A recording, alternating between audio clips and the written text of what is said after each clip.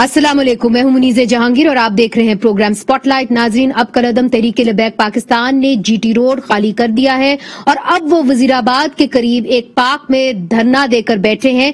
जो मुआहदा हुकूमत और कलअदम तहरीक लबैक पाकिस्तान के दरमियान हुआ था, इसके नताइज सामने आना शुरू हो गए हैं। आज पंजाब हुकूमत ने कलअदम TLP के 800 कारकुन रिहा किए हैं। पंजाब के वजीर कानून राजा बशारत ने बताया है कि जिनको 12 रबीउल अव्वल के बाद होने वाले रेड में गिरफ्तार किया गया था, इन कारकुनों को जांच पड़ताल के बाद रिहा किया गया है और जिनके खिलाफ FIR दर्ज है, इनको अदालतों से रिहाई मिलेगी। राजा बशारत के मुताबिक जिन कारकुनों को 16 MPO के तहत गिरफ्तार किया गया है, इनकी रिहाई का अभी तक फैसला नहीं हुआ। वजीराबाद के करीब खेतों में से नाजरीन दूसरी तरफ एक पुलिस वाले की लाश मिली है जिस पर तशद्दुद के निशानात हैं। 19 अक्टूबर से लेकर अब तक कम से कम 6 पुलिस एहलकार शहीद और दर्जनों जख्मी हुए हैं। हमारे साथ हैं हामिद सईद काज़मी, साबिक वफाकी वजीर बराए मजहबी अमूर रह चुके हैं और उन्होंने हाल ही में वजीर आजम से मुलाकात भी की है। बहुत शुक्रिया हामिद सईद काज़मी साहब, आपने हमें ज्वाइन किया। हफ्ते के रोज आपकी मुलाकात हुई वजीर आजम से। इस हवाले से आप हमें क्या बता सकते हैं, TLP के हवाले से किस किस्म की बात हुई आपकी वजीर आजम से? देखिए, बात यह है कि उस वक्त सूरत हाल ये थी कि लग रहा था कि वो हुकूमत फौरी तौर पे ऑपरेशन करना चाह रही है और रेंजर्स को उनके मुकाबले में खड़ा कर दिया है। तो जाहिर है कि हमारा असल कंसर्न ये था कि ये किसी तरह ये जो एक्सपेक्टेड ब्लडशेड है इसका रोका जाए और तहरीक लब्बैक वालों को भी समझाया जाए और हुकूमत से भी दरख्वास्त की जाए कि कोई ऐसा रास्ता निकाला जाए कि ये तसादुम न हो और बातचीत के जरिए, डायलॉग्स के जरिए बात तय पा जाए। तो इसी सिलसिले में हम एक दिन पहले सदर पाकिस्तान से मुलाकात कर चुके थे और फिर उस दिन हमारी वजीर आजम साहब से मुलाकात हुई। जाहिर है कि वजीर आजम साहब का सदर पाकिस्तान का मौक़िफ़ एक ही था और वो ये था कि जी हम रिट ऑफ द गवर्नमेंट को कॉम्प्रोमाइज नहीं होने देंगे और अगर हम इस तरह घुटने टेक दें कि कुछ लोग लॉन्ग मार्च के लिए निकलें और धरना दें रोड पर और ट्रैफिक ब्लॉक करें और पब्लिक के लिए प्रॉब्लम्स क्रिएट करें और हम उनकी इस वजह से बात मान लें, तो फिर तो हर एक को ये रास्ता मिलेगा और ये हम ऐसा अफोर्ड नहीं करते। और अगर हम उनका रास्ता नहीं रोकेंगे तो वो तो फिर इस्लामाबाद तक पहुंचेंगे और इस्लामाबाद में जो डिप्लोमेटिक लोग हैं तो उनकी जो सेफ्टी है उस पे हर्फ आएगा। तो ऐसे में हम क्या कर सकते हैं, तो इसलिए हम हर सूरत में उनको रोकेंगे। तो हमने उनसे दरख्वास्त की थी कि आप उनको बेशक रोकें, लेकिन ये डायलॉग्स के जरिए रोक लें और उसमें डायलॉग्स के अंदर जाहिर है कि कुछ गिव एंड टेक की बात होती है। तो उसमें आप हमें बताएं कि आप कहाँ तक उनको अकोमोडेट कर सकते हैं ताकि हम उनसे जाके बात करें, फिर उनको कायल करें कि जी इस तरह अपने मौक़िफ़ से कुछ थोड़ा सा पीछे आप हटें, तो इस तरह कोई दरमियानी रास्ता निकल आएगा। तो हमने वज़ीर आज़म साहब से ये भी दरख्वास्त की कि जी ये लोग जो हैं, इनमें से जो अवाम है वो तो नामूस रिसालत और आका करीम सल्लल्लाहु अलैहि वसल्लम की अज़मत के तहफ़्फ़ुज़ के नाम पर निकले हैं, तो उनकी दीवानगी जो है वो ऐसी है कि उसको आप हामिद साहब एक चीज क्लियर कर दीजिए। आपने कहा कि वजीर आजम और सदर दोनों ने कहा कि जी रिट ऑफ द हुकूमत, जो हुकूमत की रिट है उसको हम चैलेंज नहीं होने देंगे। तो ये बात समझ में आई है कि उनकी कुछ रेड लाइंस होती हैं रियासत की, तो उन्होंने कहा कि जी इस्लामाबाद तक तो हम इनको आने नहीं देंगे, मगर उनके और भी मुतालबात हैं जिसमें से एक बड़ा मुतालबा ये है कि साद रिजवी की रिहाई हो। इसके ऊपर कोई बात हुई?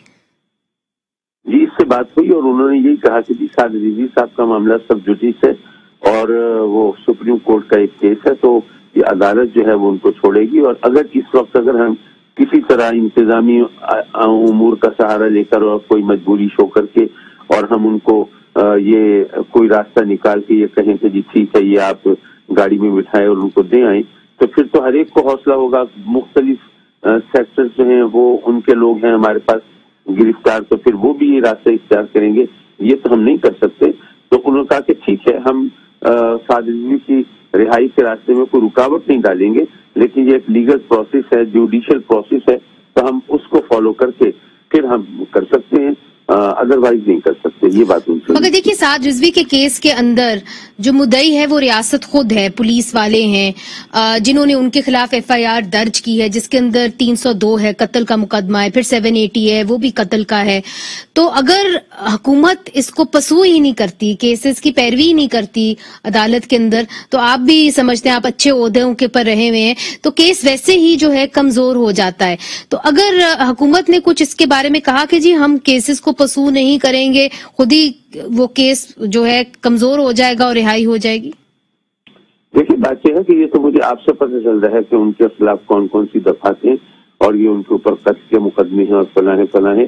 یہ تو اخباروں میں چھپی ہوئی باتیں ہیں جی، لیکن میرے پاس سامنے وہاں پہ اخبار بھی نہیں تھے، وہاں تو بات ہو رہی تھی محض سعد رضوی کی رہائی کی، اور وہ اس کے لیے حکومت نے کہا کہ جی ہم ان کو اس طرح نہیں چھوڑ سکتے اپنے طور پر، ہم ان کو لیگل پروسیس سے گزر کر ہی جانا ہوگا، ہم زیادہ سے زیادہ یہ ہے کہ ہم رکاوٹ نہیں ڈالیں گے۔ انہوں نے یہ نہیں کہا کہ ہم فیسیلیٹیٹ کریں گے، انہوں نے کہا کہ ہم اس کے لیے کوئی ایسی رکاوٹ نہیں ڈالیں گے، کیونکہ ظاہر ہے کہ جب یہ ایک کیوس کی کیفیت ہے، سارا ملک جو ہے وہ ایک مشکل میں ہے، تو ایسی صورت میں اگر ہم کہیں کہ نہیں جی ہم تو یہ کریں گے وہ کریں گے، تو پھر سارا ایگزام گورنمنٹ پہ آئے گا۔ نہیں بالکل درست، سمجھ گئی آپ کی بات۔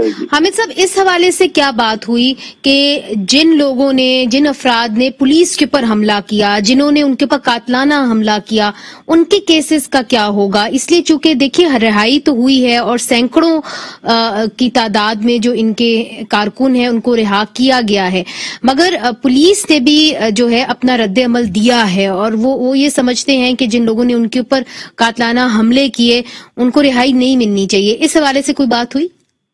دیکھیے بات یہ ہے کہ اس وقت اسی دھرنے کی بات جو آپ کر رہی ہیں، تو اس کے اندر تو ابھی لوگوں کے خلاف ایف آئی آر بھی نہیں کٹی تھی نا، ظاہر ہے کہ وہ لوگ تو موب میں شامل تھے، تو ان کے خلاف ایف آئی آر کیسے کٹ سکتی تھی؟ لیکن اصولی طور پر یہ بات طے کی گئی کہ جو لوگ چھوٹے موٹے جیسے 16 MP اور اس ٹائپ کے جو کیسز کے اندر جو انوالو ہیں، تو ان کو چھوڑ دیا جائے گا، ان کی رہائی عمل میں آئے گی، لیکن جن کے خلاف سنگین مقدمات ہیں تو وہ تو ان کو لیگل پروسیس سے گزرنا پڑے گا، اور ظاہر ہے کہ عدالت اگر چاہے گی تو ان کو ریلیز دے دے گی۔ حامد سعید کاظمی صاحب بہت شکریہ ہم سے بات کرنے کا۔ یہ تھے سابق وفاقی وزیر جو بتا رہے تھے کہ ریاست کی بھی کچھ ریڈ لائنز ہیں، اس میں سے ایک یہ ہے کہ وزیر اعظم اور صدر نہیں چاہتے کہ TLP کا جو مارچ ہے وہ اسلام آباد تک آئے، اور دوسرا کہ سعد رضوی کو کسی بھی معاہدے کے تحت رہائی نہیں ملے گی، اگر رہائی ملے گی تو ان کو عدالت سے ملے گی۔ اس وقت ہمارے ساتھ ہیں حافظ طاہر اشرفی صاحب، چند ہی دنوں پہلے ان کی ملاقات ہوئی ہے وزیر اعظم سے، وزیر اعظم کے نمائندہ خصوصی برائے مذہبی ہم آہنگی ہیں۔ بہت بہت شکریہ طاہر صاحب۔ سوال آپ سے یہ اٹھتا ہے کہ دیکھیے کچھ ضامن بھی بنا دیے گئے ہیں اس معاہدے کے، بات چیت بھی ہوئی ہے TLP سے، اگر آپ بات چیت کرتے تو سمجھ میں آتا، مفتی منیب کا بھی سمجھ میں آتا ہے، مگر جو ضامن بنے ہیں وہ کچھ بزنس مین ہیں، تو عقیل ڈیڈی صاحب اور رفیق پردیسی صاحب ان کو کیوں ضامن کے طور پہ رکھا گیا ہے؟ کوئی معاملہ پیسوں کا بھی تھا، لین دین بھی ہوا ہے؟ بسم اللہ الرحمن الرحیم، نحمدہ ونصلی ونسلم علی رسولہ الکریم۔ گزارش یہ ہے، میں نہیں سمجھتا، دیکھیے پاکستان ہم سب کا ملک ہے، اور اس طرح کے حالات سے جو سب سے زیادہ متاثر ہوتے ہیں وہ کاروباری طبقہ متاثر ہوتا ہے۔ تو اگر انہوں نے کوئی کوشش کی ہے اس میں امن لانے میں اور بات چیت میں، تو کوئی برائی کی تو بات نہیں ہے، یہ آپ کے ملک میں ہمیشہ ہوتا آیا ہے اور دنیا بھر میں ہوتا ہے، اس طرح کے بات چیت کے راستے اشرفی صاحب ضامن تو اسی کو بناتے ہیں نا جس کے اوپر ٹرسٹ بھی ہو۔ اب TLP والے جو ہیں وہ بڑے کم لوگوں کے اوپر جو ہے ٹرسٹ کرتے ہیں، تو اگر یہ بنا ہے تو ایک تاثر یہ جا رہا ہے کہ کیونکہ ان کو فنڈنگ ان حلقوں سے آتی ہے تو شاید اسی وجہ سے وہ ضامن کا رول ادا کرنے کے لیے تیار ہوئے۔ نہیں، میرا خیال ہے کہ یہ جن کے آپ نے دونوں حضرات کے نام لیے ہیں، یہ ملک میں ویسے بھی ان کا ایک احترام موجود ہے تمام طبقات میں، اور مذہبی طبقے میں بھی لازمی بات ہے کہ پردیسی صاحب کو تو ہم وقتاً فوقتاً دیکھتے رہتے ہیں، اور عقیل کریم ڈیڈی صاحب جو ہیں ان کے ساتھ بھی مجھے خود علم ہے کہ بہت سارے ہمارے جو علماء ہیں، بڑے بڑے حضرات ہیں، ان کا ایک ذاتی تعلق ہے، تو مجھے نہیں علم وہ اس میں ضامن ہیں، ثالث ہیں، کیا ہے، کیونکہ ابھی تک وہ معاہدہ سامنے نہیں آیا ہے۔ میرا تو یہی خیال ہے کہ وہ مفتی منیب الرحمان صاحب نے اس میں ایک مین کردار ادا کیا، اور ان کے ساتھ بشیر فروقی صاحب نے، اور ادھر سے جو حکومت کی ٹیم تھی اس میں شاہ محمود قریشی صاحب تھے اور علی محمد خان صاحب اور اسپیکر صاحب۔ تو اس لیے باقی یہ پاکستان میرا بھی ہے، آپ کا بھی ہے، اگر ہم بھی کوئی کردار ادا کر سکتے تو ہم بھی ضرور کردار ادا کرتے، اور ہمیں کرنا چاہیے۔ مگر اشرفی صاحب، چونکہ آپ وزیر اعظم کے نمائندے خصوصی ہیں، تو وزیر اعظم سے بھی آپ کی بات ہوتی رہی ہے، کوئی نہ کوئی ریڈ لائنز تو ریاست کی ہوتی ہیں، کوئی نہ کوئی قوت برداشت تو ایک وزیر اعظم یا صدر پاکستان کا ہوتا ہے۔ اس وقت کیا ریڈ لائنز ہیں ریاست کی؟ کیا سعد رضوی کو اس معاہدے کے تحت رہائی ملے گی؟ کیا ٹی ایل پی مارچ کو وہیں پہ محدود کر دیا جائے گا یا اسلام آباد آنے کی اجازت دی جائے گی؟ کوئی نہ کوئی ریڈ لائنز ہیں وزیر اعظم کی اس معاملے پر؟ میں عرض کروں، وزیر اعظم صاحب کی بڑی واضح اور دو ٹوک بات ہے کہ پہلی بات کہ ماورائے آئین اور قانون کوئی چیز نہیں ہوگی، دوسری بات کہ تشدد نہ کریں گے، نہ کسی کو کرنے دیں گے۔ یہ جو ریاست جو ہوتی ہے اس کی بڑی ذمہ داریاں بھی ہوتی ہیں، ریاست کے پاس طاقت ہوتی ہے، بلا شبہ ریاست سے طاقتور اللہ کے بعد زمین کے اوپر ریاست ہی طاقتور ہوتی ہے، لیکن اس ریاست کو یہ بھی دیکھنا ہوتا ہے کہ اس کے اقدامات کے نتیجے میں فائدہ کیا ہے، نقصان کیا ہے۔ دیکھیں، لال مسجد ہمارے سامنے ہے، جب تک لال مسجد آپریشن نہیں ہوا تھا تو اگر آپ سارا ریکارڈ نکال لیں تو یہی کہا جا رہا تھا ریاست کہاں ہے، ریٹ کہاں ہے، کیا ہو گیا، کدھر گئے۔ جو شروع ہوا آپریشن تو کہا گیا مار دیا اور جناب تباہی ہو گئی۔ تو الحمدللہ پہلا مرحلہ تو یہ ہے کہ پرامن طریقے سے معاملات کو حل کر لیا گیا ہے، اور انشاءاللہ باقی مراحل بھی جو ہیں وہ آئین اور قانون کے مطابق جو ہیں ان پر وہ حل ہوں گے۔ کوئی چیز ماورائے آئین اور قانون نہیں ہوگی، اور نہ ہی کسی کو تشدد کا راستہ جو ہے وہ جو ہو چکا، عربی میں کہتے ہیں مزہ ما مزہ، جو گزر گیا سو گزر گیا۔ یہ ہم سب کے لیے سوچنے کی بات ہے، خالی پی ٹی آئی یا حکومت یا وزیر اعظم کے نہیں۔ کیا اس ملک کے اندر، میرا ایک سوال ہے بڑا سمپل سادہ سا، کہ کیا خالی ٹی ایل پی کا لدم ہے اس ملک میں؟ اس ملک میں کتنی اور جماعتیں کا لدم ہے؟ ہم نے ایک قومی ایکشن پلان بنایا ہے جو صوبوں نے نافذ کرنا تھا، لیکن میاں نواز شریف صاحب کا دور بھی گیا، پھر یہ بھی آیا، اس سے کیا ماضی کے اندر اگر ہم دیکھتے ہیں صوفی محمد صاحب سے لے کر ٹی ٹی پی تک معاہدے نہیں ہوئے، مذاکرات نہیں ہوئے؟ تو آپ یہ سمجھتے ہیں کہ اگر کلعدم جماعتیں ہیں ان کے ساتھ معاہدہ کرنا کوئی حرج نہیں، ان کا قومی دھارے میں آنا، الیکشن لڑنا کوئی حرج نہیں؟ میں سمجھتا ہوں کہ جو ہم نے ایک دائرہ کار متعین کیا ہے باقیوں کے لیے وہی، سب کے لیے وہی ہونا چاہیے، کہ جو پاکستان کے آئین، قانون اور دستور کو مانتا ہے، اور جو پاکستان کے رٹ کو چیلنج نہیں کرتا، پاکستان کے قانون کو چیلنج نہیں کرتا ہے، اگر وہ قومی دھارے میں آنا چاہتا ہے، پاکستان کے پرچم کے نیچے آنا چاہتا ہے، تو یہ تو آپ کا ایک متفقہ دستاویز جو قومی ایکشن پلان کی صورت میں ہے، اس میں آپ نے طے کیا ہے، سب نے طے کیا ہے۔ اشرفی صاحب، جن لوگوں نے، جن لیڈران نے ٹی ایل پی کے، جن کے اوپر 780A کے پرچے اس وقت درج ہیں، جن کے اوپر 302 کے پرچے درج ہیں، جنہوں نے پولیس والوں کو شہید کیا ہے، ان کا کیا ہوگا؟ وزیر اعظم کے آپ نمائندے خصوصی ہیں، وزیر اعظم کیا سمجھتے ہیں کہ ان کے ساتھ کیا ہونا چاہیے؟ کیا ان کو عام معافی دے دینی چاہیے؟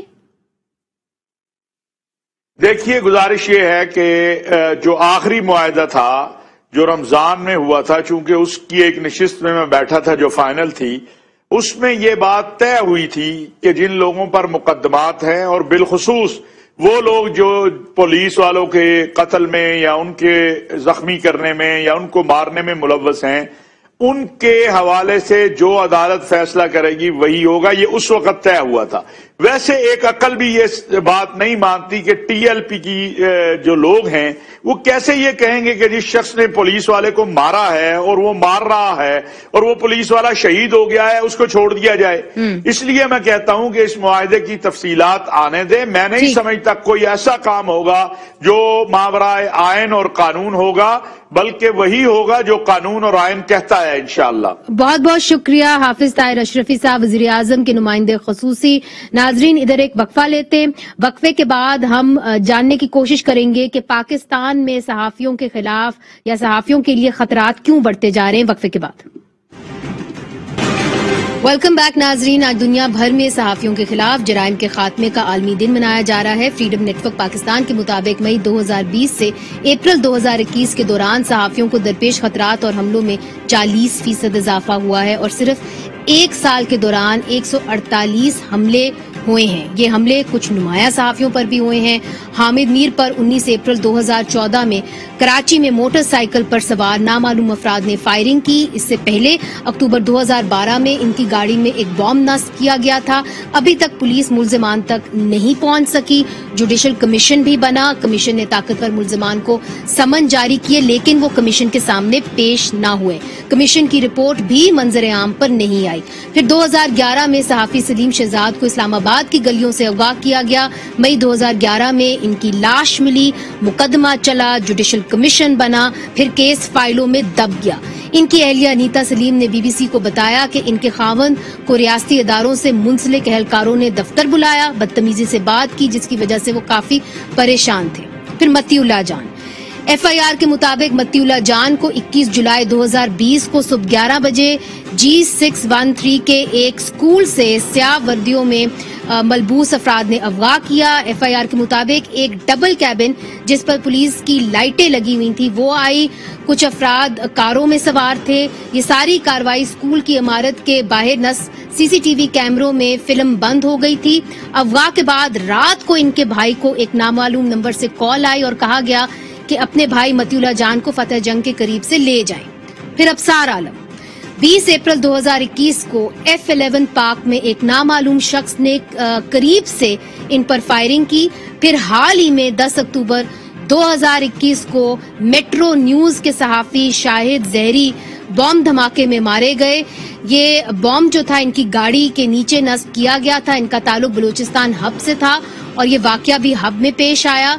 बलूचिस्तान यूनियन ऑफ जर्नलिस्ट के मुताबिक बलूचिस्तान में सहाफियों पर यह पहला हमला नहीं। शाहिद जहरी बलूचिस्तान में कत्ल होने वाले 46वां जो है वो सहाफी हैं और इन केसेस में क्या हो रहा है, इन केसेस में पेशरफ क्यों नहीं हो रही है, आइए इन्हीं की जुबानी सुनते हैं। मतीउल्लाह जान साहब हमें ज्वाइन कर रहे हैं स्टूडियोज में।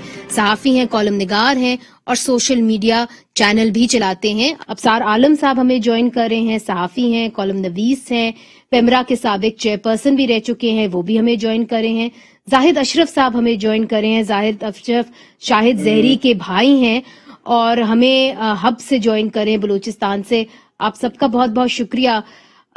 इजाजत हो तो बलूचिस्तान से शुरू करते हैं, जाहिद साहब से शुरू करते हैं। जाहिद साहब, सवाल ये उठता है कि आपके भाई के ऊपर जो हमला हुआ, तो अब ये बताया जाता है और पुलिस वाले भी ये बात कर चुके हैं, बता चुके हैं कि पहले भी उनके खिलाफ धमकियां भी थीं, फिर उनके ऊपर एक हमला भी हो चुका था, गोलियां भी चलाई गई थीं। क्या उनको कोई थ्रेट थी और किसी एक हलके से थी? क्योंकि BLA ने जो है बलूचिस्तान लिबरेशन आर्मी, उसने जो कत्ल का जिम्मेदारी है वो कबूल की है। जी बिल्कुल। देखें, इन चीज़ों का हवाले से जो थ्रेट्स है, इन्हें ये सारी चीज़ें हमें मालूम नहीं थी, क्योंकि घर में वो ज़्यादातर इन चीज़ों को जो है शेयर नहीं करते थे। अभी जो उनकी जिस तरह वो शहादत हुई है, शहादत के बाद लोगों ने हमें बताया कि भाई इनके ऊपर पहले से भी मतलब थ्रेट्स थे, इनके ऊपर 1-2 दफा हमले भी हुए हैं। अभी तक जो पुलिस ने आपके साथ ताउन किया है, आप उससे मुतमईन हैं? क्या आपके पास FIR की कॉपी आई? क्या आपको मालूम पड़ा कि किसको हिरासत में लिया है, किसको नहीं? और आपके पास जो पुलिस की तहकीकात है उससे आप मुतमईन हैं इस वक्त जो हो रही है? जी देखिए, मेरे पास इस वक्त तक तो نہ کوئی ایڈی کی کاپی آئی ہے، نہ ہم نے کوئی سنا ہے کہ پولیس نے کسی کو اریسٹ کیا ہے، کیونکہ جو شاہد زیری صحافی ہیں ان کا کیس جو ہے سی ٹی ہینڈل کر رہا ہے۔ ابھی تک تو ہمیں ایسی کوئی رسپانس، نہ کوئی ایسی خبر نہیں ملی کہ انہوں نے کسی کو جو ہے اریسٹ کیا ہو یا کسی ملزم کو اس کیس سے مطلوب ہو، مطلب ایسی کچھ بھی رسپانس نہیں ملی ہے ہمیں ابھی تک۔ اچھا متی صاحب، ان کو تو کوئی رسپانس نہیں ملا پولیس سے، آپ کے کیس کے اندر تو باقی جو صحافی دوست ہیں وہ اس جگہ پہ پہنچے، انہوں نے جو سی سی ٹی وی کیمرہ میں جو کچھ ہوا اس کو انہوں نے سیو کر لیا، قلم بند کر لیا، کافی کچھ نظر آ رہا ہے۔ آفٹر آل اسلام آباد سیف سٹی کیمرہ ہے، آپ کے کیس میں کیا ہوا؟ دیکھیں، نہ صرف یہ بلکہ میرے کیس میں تو سپریم کورٹ نے بھی اس کا نوٹس لیا۔ چیف جسٹس گلزار احمد تھے، جسٹس اعجاز الاحسن تھے اور تیسرے ایک معزز جج تھے، مگر سپریم کورٹ میں بھی تقریباً آخری تاریخ جو ہوئی تھی سماعت 6-7 مہینے ہو گئے، اس کے بعد تو سپریم کورٹ میں بھی یہ کیس نہیں لگا۔ اور اس کے علاوہ JIT جو بنائی گئی تھی میرے کیس میں، وہ واقع کے سپریم کورٹ کی پہلی سماعت کے تقریباً 2-3 ہفتے بعد ایک اجلاس ہوا تھا، مگر آج تقریباً 14 ماہ ہو گئے ہیں، نہ تو JIT دوبارہ انہوں نے مجھے بلایا ہے، نہ کبھی کسی پولیس افسر نے کوئی رابطہ کیا ہے مجھ سے، اور نہ ہی مجھے کسی نے بتایا ہے، اپڈیٹ دی ہے کہ کیا پیش رفت ہوئی ہے۔ بظاہر کوئی انویسٹیگیشن نہیں ہو رہی اور سپریم کورٹ میں بھی معاملہ سنا نہیں جا رہا، اور کسی قسم کا کوئی ریکارڈ بھی سپریم کورٹ کو پیش نہیں کیا گیا۔ ایک رپورٹ تو جمع کروائی گئی تھی سپریم کورٹ ایک نہیں بلکہ 2-3 بار رپورٹس جمع کرائی جا چکی ہیں، اور تینوں رپورٹوں میں کچھ بھی نہیں ہے، نہ تو نادرا کی طرف سے کوئی واضح جواب دیا گیا ہے پولیس کو، نہ ہی سیف سٹی کیمراز کا ریکارڈ جو ہے دستیاب ہوا ہے، نہ ہی فورینسک لیبارٹریز کی طرف سے کوئی حتمی ان کو پرنٹس، فنگر پرنٹس وغیرہ جو ایویڈنس کلیکٹ کیا گیا تھا جہاں پہ مجھے چھوڑا گیا تھا، وہ ٹیپیں جو تھی اور جو کپڑا باندھے تھے، اس کے حوالے سے بھی کوئی لیبارٹریز کا رزلٹ ابھی تک نہیں آیا، نہ ہی NHA جو ہائی وے اتھارٹی کے جو CCTV کیمراز ہیں جہاں فتح جنگ کے قریب ٹول پلازا کے، نہ ان کی طرف سے کوئی ویڈیو ریکارڈ سامنے آئے ہیں۔ تو بظاہر تو سپریم کورٹ کے معزز ججز بھی بے بس نظر آتے ہیں، اور اسلام آباد پولیس بھی بے بس نظر آتی ہے، کیونکہ جیو فینسنگ کا بھی کوئی ریکارڈ ابھی تک اس سے بھی کچھ نہیں پتہ چلا۔ تو یہ تمام جو تفتیش سے متعلق جو شعبے ہیں، لگتا یہ ہے کہ یہ اپنے پولیس کے کنٹرول میں نہیں ہیں، یا ان اداروں کے کنٹرول میں ہے ہی نہیں جن لوگوں نے اس طرح کے واقعات کی تفتیش مگر میں نے سنا ہے کہ ایک پارلیمنٹیرین نے پوچھا بھی تھا کہ جی آپ کم از کم ہمیں 1 سیکنڈ کچھ منٹ تو دیں جو CCTV کیمرے میں قلم بند ہوئے ہوں۔ اتنی گلیوں سے وہ قافلہ گزرا، اس کے اندر 3 سے 4 گاڑیاں تھیں، آپ نے بتایا ایمبولینس بھی تھی، تو کیا 1 سیکنڈ کا بھی فوٹیج پورے اسلام آباد میں سے نہیں دستیاب ہو سکا؟ کہیں بھی نہیں ملا۔ اور جو آپ نے ذکر کیا ایک پارلیمنٹیرین نے، سینیٹر فرحت اللہ بابر نے پاکستان انفارمیشن کمیشن جو ہے اس کو درخواست دی تھی۔ یہ کمیشن جو information right to information act کے تحت بنایا گیا ہے، اور اس انفارمیشن کمیشن نے وزارت داخلہ کو حکم دیا تھا کہ یہ سیف سٹی کی ویڈیو فراہم کی جائے، اور کافی لہت و لال کے بعد اور انکار کے بعد جب انہوں نے فوٹیج فراہم کی تو وہ فوٹیج سیف سٹی کی نہیں تھی، وہ اسی اسکول کی فوٹیج تھی جو کہ سارے ٹی وی چینل پہ چل رہی تھی۔ سیف سٹی کیمراز کی فوٹیج آج تک منظر عام پہ نہیں آئی۔ ابصار عالم صاحب، چونکہ آپ کے اوپر بھی جو حملہ ہوا وہ اسلام آباد کے اندر ہی ہوا، اور آپ تو پیمرا کے سابق چیئرپرسن بھی رہ چکے ہیں، آپ کا بڑا ہائی پروفائل کیس تھا، آپ کے کیس میں اب تک یہ بات چھپی بھی نہیں کہ ایگزیکٹلی پیش رفت کیا ہوئی ہے، کیا کسی ملزم کو گرفتار کیا گیا؟ شکریہ منیزے، اور آج کے دن آپ نے مجھے بلایا ہے اس موضوع پر بات کرنے کے لیے جو بہت اہم ہے اور میرے دل کے بھی بہت قریب ہے۔ اور دوسری بات یہ ہے کہ تقریباً 4 سال بعد پہلی دفعہ میں ٹی وی چینل پہ آ رہا ہوں پاکستان میں کسی میں۔ اس سے ظاہر ہوتا ہے کہ جو ہمارے ہاں سینسرشپ ہے اور جو آزادی اظہار رائے ہے اس پہ کتنی پابندیاں ہیں کہ یہاں اپنی بات کرنے والے کو ہمیشہ کے لیے خاموش کروانے کی کوششیں ہوتی ہیں۔ لیکن آپ کے سوال کا مختصر جواب تو یہی ہے کہ کچھ بھی نہیں ہوا، لیکن میں یہ سمجھتا ہوں کہ متی کی بات کر لیں، آپ شاہد زیری کی بات کریں، ان کے بھائی موجود ہیں یہاں پہ، میری بات کر لیں، سلیم شہزاد کی کریں، حامد میر کی کریں، اعزاز سید کی کریں، اسد طور کی کریں، کسی کی بھی کریں، یہ ہم ان چیزوں میں سے کچھ نہیں نکال پائیں گے کہ مجرمان پکڑے گئے کہ نہیں پکڑے گئے، کسی کیمرے میں ان کا فوٹیج آیا کہ نہیں آیا، پولیس نے تفتیش کی یا نہیں کی، جیو فینسنگ ہوئی یا نہیں ہوئی، جیو فینسنگ ہوئی تو کیا نتائج نکلے، ये सब जो है कोल्लू के बैल की तरह हम एक ही जगह पे चक्कर काटते रहेंगे। और मेरी सारी जवानी गुजर गई इसी इस्लामाबाद में सहाफत करते हुए और रहते हुए, और तब से मैं 90 से ये देख रहा हूँ यही कुछ होता है। तो ये जो हमें टैक्टिकल पंबल पूसे में डाला गया है ना, इससे हमें निकलना चाहिए। और हमें इसके पीछे जो कॉन्सेप्ट है, जो माइंडसेट है, जो ये हमारा कल्चर है इम्प्यूनिटी का, जिसमें ये है कि जो ताकतवर लोग हैं वो अपने आप को पाकिस्तान के आइन और कानून से मावरा समझते हैं, और उनके ख्याल में वो जो सेंस ऑफ एंटाइटलमेंट है उन लोगों की कि हम जो भी कर लें, जिस तरह भी कर लें, और हम जो भी करेंगे वो ठीक भी होगा, और जो भी हम तारीफ देंगे कौमी मफाद की वही कौमी मफाद भी होगा। और उससे जरा सा भी अगर कोई इधर 1 इंच भी इधर या उधर अपनी राय देगा तो हम या तो उसको मार देंगे, या हम उसको उठा लेंगे, या हम उसको धमकाएंगे, या हम उनको झूठे केसेस में मुब्तला कर देंगे।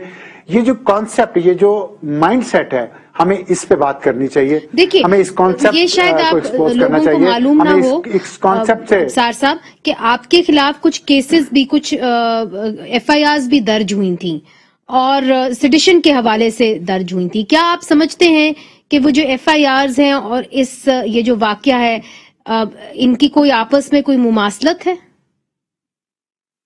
देखें मुनीज़, यही तो ट्रेजेडी है कि हम देखिए शाहिद जहरी की जो बात है फॉर एग्जांपल, या सलीम शहजाद की है, दोनों चले गए इस दुनिया से और हम उनका जाना डिस्कस कर रहे हैं। उस जाने से पहले तक जो हालात थे, उन पे क्या गुजर रही थी, उनको किस किस्म की धमकियां आ रही थी। मतीउल्लाह जान को अगवा कर लिया गया, लेकिन इससे पहले मती के साथ क्या क्या हुआ? असद तूर पे हमला हुआ, लेकिन उससे पहले क्या हुआ? हामिद मीर को गोलियां लगी, उससे पहले क्या हुआ? उसके बाद क्या? हम सिर्फ ये एक वाकया डिस्कस करते हैं। मैं तो ये कह रहा हूं कि मेरे ऊपर मुकदमात हुए हैं बगावत के, गद्दारी के, इररिलेवेंट है ये चीज। ये होता रहेगा, हम इस तरह डिस्कशंस करते रहेंगे, लेकिन इशू ये नहीं है, इशू माइंडसेट है। बगावत और गद्दारी का मुकदमा जो है ये बहुत ही घिनौनी चीज है। और वो जो हमारे पंजाबी में कहते हैं कि 302 जो है दफा किसी दरख्त पे लगा दी जाए तो वो सूख जाता है। यहाँ पे गद्दारी और बगावत के मुकदमे रेवड़ियों की तरह, चकवाल की रेवड़ियों की तरह बट रहे हैं, और चकवाल की रेवड़ियां तो मशहूर थी, अब वहां के गद्दारी और बगावत के मुकदमे भी मशहूर हो गए। तो ये इतना नॉर्मलाइज कर दिया गया इस मुल्क में इन चीजों को कि लोग, पहले ये बंगाल से शुरू हुआ, फिर ये सिंधियों पे आया, बलोचियों पे आया, पख्तूनों पे आया, अब पंजाबियों पे आ गया। तो अगर इस कौम में रहे, इस मुल्क में रहने वाली तमाम कौमियतों के लोग बागी हैं, गद्दार हैं, तो फिर क्या फिर पीछे रह क्या जाता है डिस्कशन करने के लिए? तो मेरा ख्याल है कि ये जो मैं बार बार माइंडसेट की बात कर रहा हूं ना, जिनको दिमागों में ये ड्रिल कर दिया गया है कि जो भी अपनी राय रखता है वो गद्दार है, वो बागी है, और इनको मार देना चाहिए, इनको उठा के ले जाना चाहिए। इस माइंडसेट के साथ हमें लड़ाई करनी है और इस माइंडसेट को बदलने की जरूरत है। ये बलोचों ने ये माइंडसेट बहुत देखा है, बड़े अरसे से देखा है। जाहिद अशरफ साहब जो बात कर रहे हैं अबसार साहब, क्या वजह है कि बलूचिस्तान में जो है लातादाद सहाफियों को मारा जाता है? शाद मुस्तोई, मुझे याद है कि इसरा दफ्तर में उनको घुस के मारा गया। वो कहते हैं कि जी उससे पहले जो उनके साथ होता है उनका कोई अजाला कोई नहीं करता। क्या वजह है कि बलूचिस्तान में सहाफी गैर महफूज हैं? और मैंने जब आपसे बात की तो आपने कहा सहाफियों को तो हमेशा कोई ना कोई थ्रेट रहती है, ये हमारे लिए कोई नई बात नहीं। वैसे भी बलूचिस्तान के अंदर आम बंदे को जो है थ्रेट्स है। अगर आप अपने हक के लिए निकलोगे, हक के लिए बोलोगे या हक सच बात करने के लिए निकलोगे तो आपको जो है थ्रेट्स होंगे। दूसरी बात है बलूचिस्तान के अंदर ये तो आम सी बात है। हालांकि जो ये हादसा हुआ 10 अक्टूबर को, मैंने जो हमारे पास हमारी जिले इंतजामिया आई थी, मैंने उनसे रिक्वेस्ट की थी, मैंने कहा देखें हमने एक की जो है शहादत, एक की कुर्बानी दे दी जी, तो बाकी जो 100 लोग हैं उनकी जिंदगियों को बचाया जाए ना। आप इस तरह के इकदाम उठाएं, मतलब इन मुल्जिमान को पकड़ें, इनके पीछे जाएं कि भाई ये कहाँ से आए और ये कोई छोटा मोटा वाकया नहीं है। तो कल मैंने आपको रिसेंटली बताया था, कल जो है सेम इसी तर्ज का, सेम जिस तरह शाहिद जहरी की गाड़ी में जिस तरह का टाइप का जो बम लगाया गया था, सेम इसी तरह का बम एक जो है सियासी व समाजी शख्सियत है आवारान डिस्ट्रिक्ट के, उनको जो है उस बम धमाके में शहीद कर दिया। इधर लेते हैं छोटा सा वक्फा, वक्फे के बाद हाजिर होते हैं। मती साहब, एक जमाना था कि सिर्फ बलूचिस्तान के सहाफी अपने आप को गैर महफूज समझते थे, साबिक फाटा के सहाफी अपने आप को गैर महफूज समझते थे, मगर आज इस्लामाबाद में भी ये हाल है। और इसके ऊपर आपको याद होगा असद तूर के केस के अंदर वजीर दाखिला शेख रशीद साहब ने ये कहा था कि हम एक मुलजिम को पकड़ने के बहुत करीब हैं, फिर उसके बाद वो बात गायब हो गई। तो जिस तरह आप सार साहब कह रहे हैं माइंडसेट चेंज करने की बात है, या आप समझते हैं कि सियासतदान इस पोजीशन में नहीं कि हमें किसी तरीके से तहफ़्फ़ुज़ दे सके? मुनीस से ये हमारी माजी की सियासी क़यादत की गलतियों का ही नतीजा है कि हमने पहले बलूचिस्तान में जो कुछ होता रहा, तो यहाँ इस्लामाबाद में बैठे जो भी वज़ीर आज़म थे, चाहे वो जनरल मुशर्रफ के बाद आसिफ जरदारी की हुकूमत थी या नवाज शरीफ की, उन लोगों ने बलूचिस्तान और फाटा के इलाकों के हवाले से इंसानी हकूक़ की जो उनकी जिम्मेदारियां थी उसको बिल्कुल अपने हाथ से झाड़ लिया था। और नवाज शरीफ साहब भी और आसिफ जरदारी साहब भी वो सिर्फ अपनी मुद्दत पूरी करने के चक्रों में रहे, और उनको कोई परवाह नहीं थी कि जो इदारे जिनके कंट्रोल में बलूचिस्तान को दिया गया है या खैबर पख्तूनख्वा के इलाकों को या कबायली इलाकों को दिया गया है, उन इदारों का भी एहतसाब किया जाए। और कराची में आपने देखा रेंजर्स को जो अख्तियारात मिलते रहे, फिर बाद में फिर ये पंजाब में तो ये बात सेंटर तक आ गई, और ये हमारी अपनी सियासी क़यादत की कमजोरी है। मेरे ख्याल में इसका सोल्यूशन जो है वो सिर्फ सहाफियों के लिए नहीं है, ये पूरा मुआशरा जो है इस वक्त खतरे में है, हर शहरी खतरे में है, हर सियासतदान जो बात करना चाहता है उसकी जान को खतरा है, हर आम शहरी जो सोशल मीडिया पे कोई कमेंट करना चाहता है उसकी जान खतरे में है। उसका हल एक ही है कि जो मीडिया है, जो सहाफ़ी हैं, जो वकला बरादरी हैं और जो सियासतदान हैं जो ये समझते हैं कि इस मुल्क में असल मसला जो है वो जमहूरी इदारों और जमहूरी जो रवायात हैं उनको मजबूत करने का है, तो जब तक इस मुल्क में फ्री एंड फेयर इलेक्शन नहीं होंगे, एक मुंतखब हुकूमत नहीं आएगी और एक ऐसा वज़ीर आज़म नहीं आएगा कि जिसको इतनी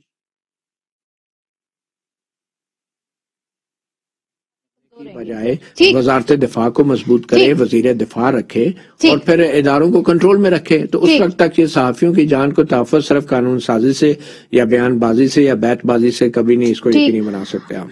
अब सार साहब देखिए, मत्ती साहब का तो ये कहना है कि जी आपको सिस्टम के साथ चीजों को जोड़ना होगा, आपको जमहूरियत के साथ चीजों को जोड़ना होगा, मगर आपको पता है जर्नलिस्ट सेफ्टी प्रोटेक्शन एक्ट वो भी अब आ रहा है, फिर जो पाकिस्तान तहरीक इंसाफ की हुकूमत है वो बात करती है सहाफियों को तहफ़्फ़ुज़ देने का। आप क्या समझते हैं कि आने वाले दिनों के अंदर क्या इसको हमें मुंसलिक करना होगा जमहूरियत के साथ, या आप समझते हैं कि जो कानून साजी हो रही है उससे बेहतरी होगी? देखिए, जमहूरियत सिर्फ कुछ सियासतदानों का नाम नहीं है। मती एक चीज मिस कर गए, वो है अदलिया का रोल। और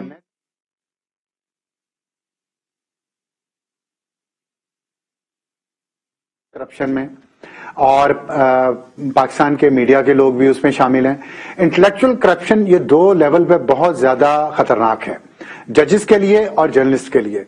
ऑनेस्टली वो किसी भी चीज पे बिलीव करें अगर मीडिया के लोग, तो उसमें कोई नुकसान नहीं है, लेकिन जब पाकिस्तान के आइन के खिलाफ पाकिस्तान के मीडिया के लोग प्रोपेगेट करेंगे और पार्लियामेंटेरियंस को टारगेट करेंगे सिर्फ, और ना जजेस से क्वेश्चन कर पाएंगे कि जी आपने ये फैसले दिए हैं तो क्यों दिए हैं, और कुछ फैसले जो नहीं दिए तो आपने क्यों नहीं दिए।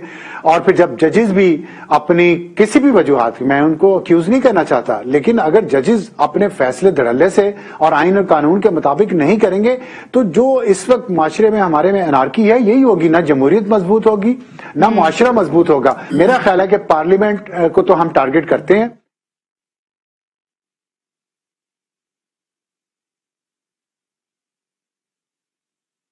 जान की फॉर एग्जाम्पल सो मोटो लिया था चीफ जस्टिस साहब ने, इनके केस पे लिया था। किधर है वो सो मोटो केस? उस पे फैसला क्यों नहीं हुआ? जो काजी फाइज इस्सा साहब का फैसला था, उस फैसले पे, फैजाबाद वाले धरने पे, उस फैसले पे अमल दरामद अदलिया नहीं करवाना है ना। वो यूसुफ रज़ा गिलानी के खिलाफ तो अदलिया ने फौरन करवा लिया था, लेकिन ये वाला फैसला इस पे अमल दरामद नहीं हो रहा। इसी तरह हामिद मीर की एक पूरा कमीशन बना था हामिद मीर पे जो हमला हुआ था, सुप्रीम कोर्ट का वो चीफ जस्टिस जहीर जमाली साहब उसके हेड थे, उन्होंने रिपोर्ट बनाई, वो पब्लिक क्यों नहीं की? वो भी कहीं से लीक हुई और पार्शियली लीक हुई। तो ये देखिए, जब तक अदलिया अपना किरदार नहीं अदा करेगी, ये जो माइंड सेट है जो आइन को कहता है मैं 4 सफ़ों की किताबें में फाड़ के फेंक दूंगा, ये माइंड सेट पॉइंट टेकन। मेरे पास सिर्फ थोड़ा सा वक्त रह गया जी, कंक्लूडिंग रिमार्क्स। ये बात कहूंगा, हमें इस बात का इंतजार नहीं करना चाहिए कि पहले जजेस ने ये करना है या मीडिया ने करना है। इन दोनों का किरदार तो माजी में और जो अभी भी रहा है वो सबके सामने है। इसमें जो ओनरशिप है और जो लीडरशिप है वो सियासतदानों ने लेनी है, सियासी जमातों ने लेनी है, जो कि अल्टीमेट इस पूरे निजाम के मुहाफिज हैं। और जो मिसाक पाकिस्तान या मिसाक जमहूरियत नया लाना है उसमें ये सारी चीजें होनी चाहिए और उसमें जजेस के हवाले से भी बात हो, मीडिया के हवाले से भी बात हो, हो भी रही है। और लेकिन ये इनिशिएटिव पॉलिटिशियंस ने लेना है। मेरा ख्याल है I have all the time, मेरा वक्त बिल्कुल खत्म हो गया है। मुनीज़ा, मुझे सिर्फ आधा मिनट चाहिए। जी। सिर्फ आप पार्लियामेंट और सियासतदानों पे सारी जिम्मेदारी नहीं डाल सकते। जब मुआशरे को ठीक करना है, मुल्क को ठीक करना है, तो जितने स्तून हैं रियासत के, तीनों स्तून या सारे इसमें जिम्मेदारी की बात नहीं है। पॉइंट टेकन जी, पॉइंट टेकन। मेरा वक्त बिल्कुल खत्म हो गया। बात नहीं है। जाहिद साहब बहुत शुक्रिया, अफसार साहब बहुत शुक्रिया, मतियुल्लाह साहब बहुत शुक्रिया। तो नाजरीन, कम से कम इसके ऊपर तो कंसेंसस है कि जो सहाफी है उसको तहफ़्फ़ुज़ नहीं मिल सकता जब तक पाकिस्तान के अंदर जमहूरियत मजबूत ना हो। और जब तक जमहूरियत मजबूत नहीं होगी तो सहाफियों के साथ इसी किस्म के मुजालिम होते रहेंगे और जो परपेट्रेटर्स हैं उनको कैफरे किरदार तक नहीं पहुंचाया जाएगा। बड़ी अफसोस की बात है। आज के लिए मुनीज़े जहांगीर को इजाजत दीजिए। खुदा हाफिज।